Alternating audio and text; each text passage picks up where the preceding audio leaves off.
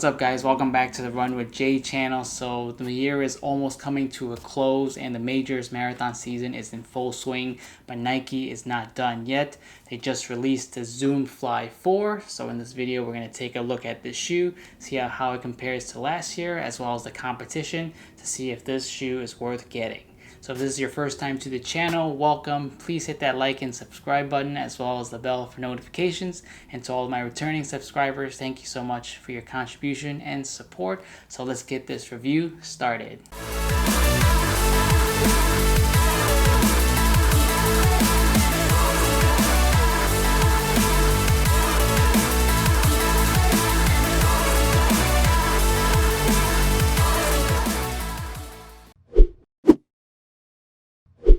So we'll start out with the specs. So this shoe was released in October of 2021. The price of this shoe has stayed the same as last year at $160. The offset for this shoe is also 8 millimeters like last year. However, the heel has gone up a little bit. So instead of the 28 in the forefoot and 36 in the heel from the Zoom Fly 3, this year you'll have 39 in the heel and 31 in the forefoot. So a little bit more foam and a little bit higher stack height.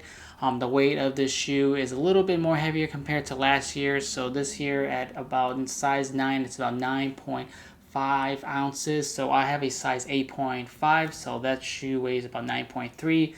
Last year's shoe weighed about 8.9 ounces for a size 9. So it did gain a little bit of weight, but it's not really that noticeable. So this shoe fit true to size to me, so I'm size 8.5 and I got this and it fit perfectly. I didn't have to go up or small. There's enough room in the toe area for people, with a bigger feet or a wide feet. I don't believe there's a wide version of this shoe available yet, but I think with the Flyknit material, since it does stretch a little bit, it should accommodate most foot sizes, so didn't have an issue with that. So the shoe is made up of a few important components. You have the Flyknit upper, which is a little bit different compared to last year when they used a vapor weave. That fabric is more water resistant, and as they were using it at the Vaporfly Next Percent as well for the racing version. This year they went back to the Flyknit, which I really like. It's a little bit more snug, it fits a little bit better, and I feel like the Flyknit material is more breathable. The laces are pretty standard. I do like them. They don't frail a lot, so they're not like those cotton laces where it's sometimes they hard to tie up or they frail when you tie them up too much. These are like very light and pretty solid laces. Nothing too fancy about those.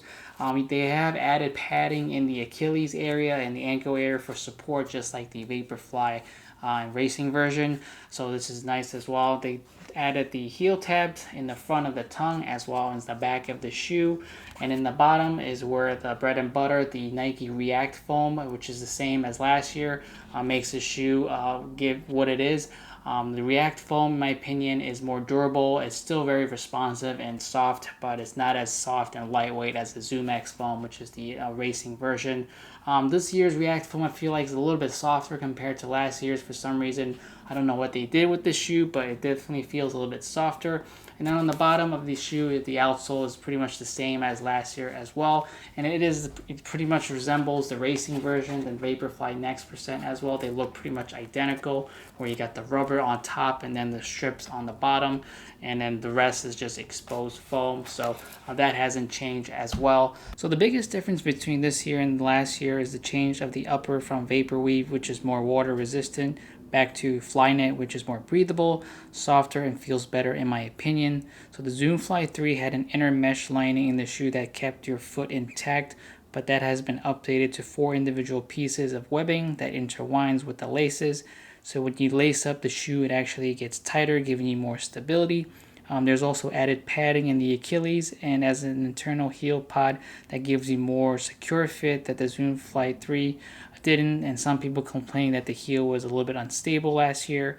The shoe, in my opinion, does feel a bit more flexible compared to the Zoom Fly 3 where it was a little bit more stiff. The foam and outsole stay the same compared to last year, as well as the carbon fiber plate. There's also the added heel tab in the back and the top of the tongue as well. So this shoe, in my opinion, feels like a mix of the Nike Vaporfly 4% and the Next Percent, where the 4% used the Flyknit upper, which I really liked. It was very comfortable and it locked your foot in, while the next percent, pretty much everything else looks like it with the silhouette. The bottom of the shoe pretty much identical, except the big differences are the upper is this year the Vaporfly is using a mesh, while the Zoom Fly 4 uses the Flyknit, and then the Zoom X foam on the bottom is different from the React foam on the Zoom Fly 4.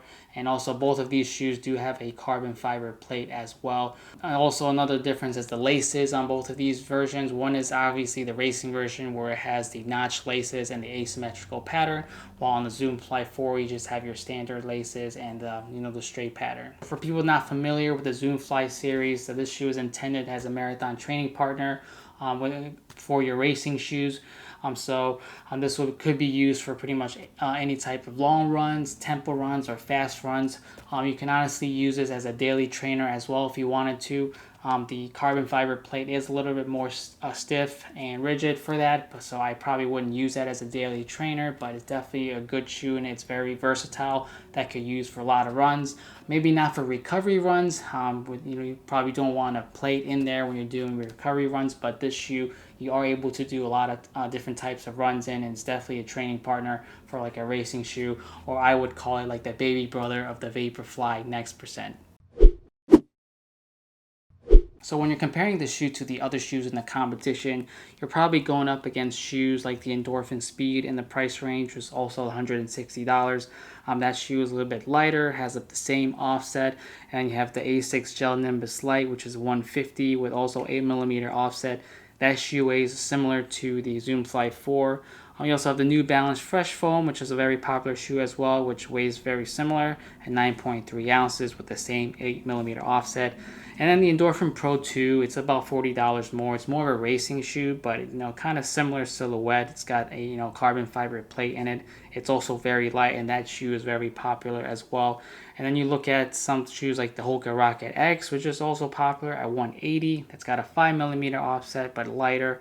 And then also shoes like the Boston 10, which is about a little bit heavier, 10.4 ounces, but it's cheaper at $140. And the Tempo Next Percent is also a marathon trainer shoe, which is, I feel like, a compatible shoe to the Alpha Flight Next Percent. That's about same weight as the Zoom Fly 4, but offsets about 10mm. And then you have the Hyperion Tempo at 7.2 ounces that has an 8mm offset as well.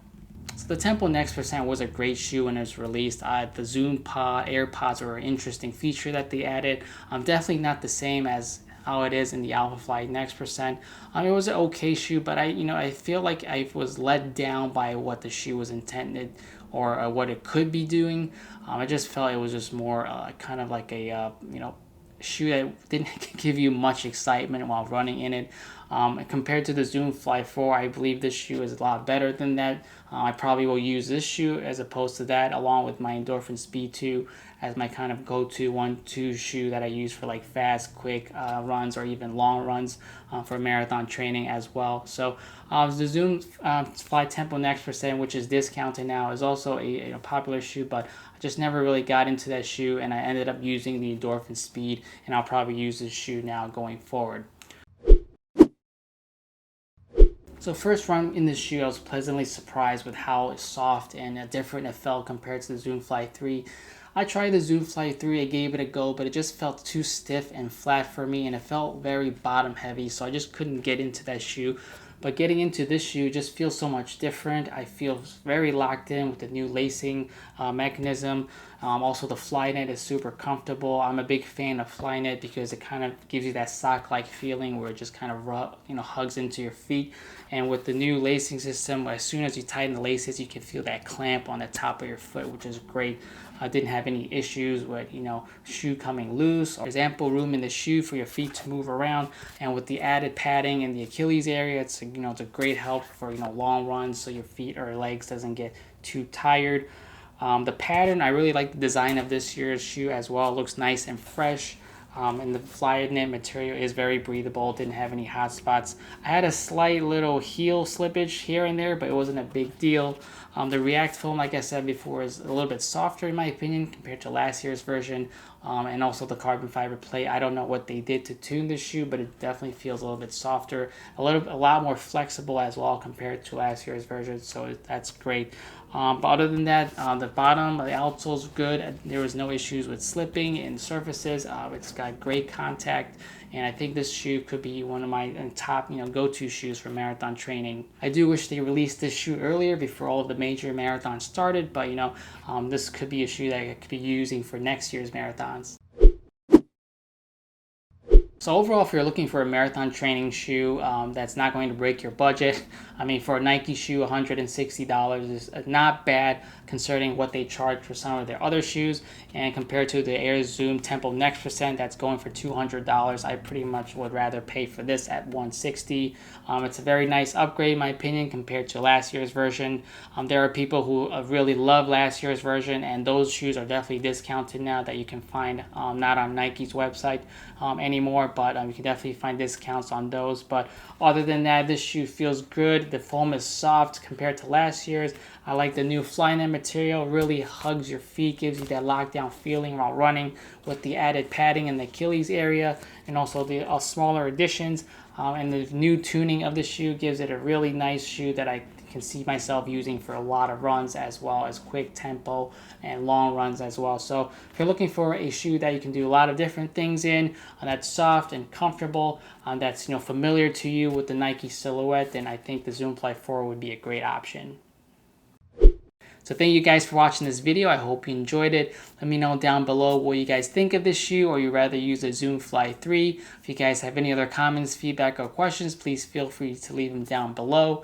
If you guys are doing any marathons coming up, I wish you guys good luck. I'll be in Chicago this weekend, so I might run into some of you guys if you're doing it, and I wish you luck as well. So if you guys haven't subscribed yet, please hit that like and subscribe button. I hope you guys are all staying safe and your training is going well, and I'll talk to you guys on the next run.